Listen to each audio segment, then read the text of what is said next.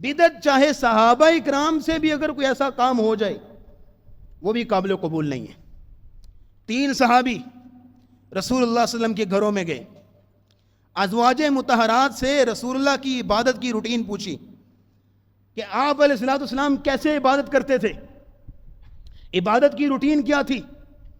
ازواج مطہرات نے سارا شیڈول بتایا کہ آپ ایسے عبادت کرتے ہیں، ایسے کرتے ہیں، پاؤں سوج جاتے ہیں وغیرہ وغیرہ۔ انہوں نے کہا یہ تو بہت بڑی عبادت ہے، آپ تو امام الانبیاء ہیں، سید الانبیاء ہیں، آپ اتنی عبادت کر رہے ہیں تو ہمارا کیا حال، ہمارے تو گناہ بڑھے، ہمیں تو اور عبادت کرنی چاہیے۔ ان تینوں نے ارادہ کیا، ایک نے کہا کہ میں ساری رات عبادت کروں گا، کبھی بھی آرام نہیں کروں گا۔ ایک نے کہا میں ہر روز روزہ رکھوں گا، کبھی چھوڑوں گا نہیں۔ ایک نے کہا کہ میں پوری زندگی اپنی عبادت سے گزار دوں گا، شادی نہیں کروں گا۔ یہ تینوں کی بات جب رسول اللہ صلی اللہ علیہ وسلم تک پہنچی تو آپ علیہ الصلوۃ والسلام نے فرمایا تم نے اس طرح کی بات کہی ہے؟ جی یا رسول اللہ کہی ہے۔ فرمایا انی لاخشاکم للہ واتقاکم لہ، میں تم سے زیادہ اللہ سے ڈرنے والا ہوں اور تم سے زیادہ اللہ کی عبادت کرنے والا ہوں۔ لیکنی اصوم و افطر، لیکن میں روزہ بھی رکھتا ہوں، میں روزہ چھوڑتا بھی ہوں، اور میں وارقد، اور میں رات کو قیام بھی کرتا ہوں، رات کو آرام بھی کرتا ہوں، واتزوج النساء، اور میری بیویاں بھی ہیں۔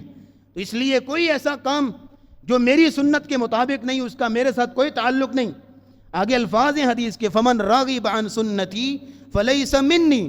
ان تینوں صحابہ کو آپ نے کلیئر انداز میں کہا کہ جس بندے نے میری سنت سے منہ موڑا اس کا میرے ساتھ کوئی تعلق نہیں ہے۔ تو اگر کوئی صحابی ایسا کام کرتا ہے کہ جو رسول اللہ سے ثابت نہیں ہے تو اس کے والے سے کہہ دیا گیا کہ میرے ساتھ کوئی تعلق نہیں ہے، تو عام بندے کا کیا حال ہے؟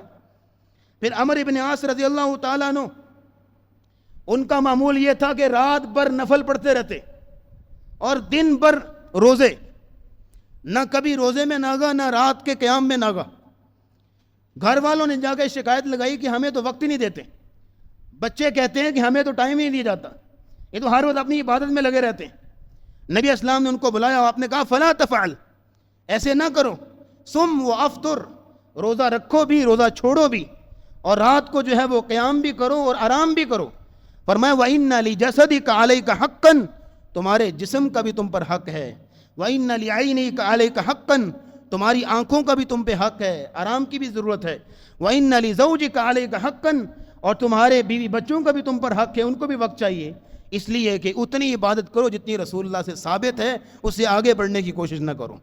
تو بات یہ ہے کہ یہ ہے بدعت، کہ جب آپ اللہ اور اس کے رسول کی طے کردہ حدود سے آگے نکلنے کی کوشش کریں گے، اور یہ ہے کہ آپ نئی چیزیں شروع کر لیں گے، تو بجائے آپ اپنی طرف سے تو بڑے اچھے کام کر رہے ہیں، لیکن یہ ہے کہ ان کی کوئی حیثیت نہیں ہے، نہ اللہ کے ہاں نہ اس کے رسول کے ہاں ان کی کوئی ویلیو نہیں ہے، اور نہ ہی وہ نیک عمل کنسیڈر ہوتا ہے۔